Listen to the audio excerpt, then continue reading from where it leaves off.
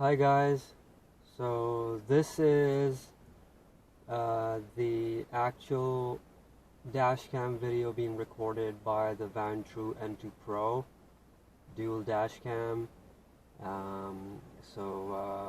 It's got full HD 1080p on both the camera's front and cabin.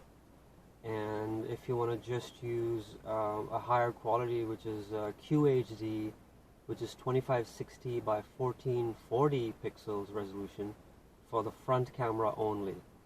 So you can use that as well. Otherwise, it's 1080p HD for both.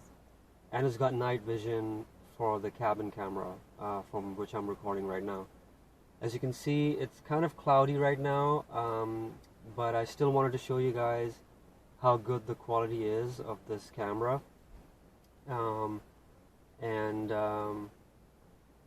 Let's go ahead and check it out.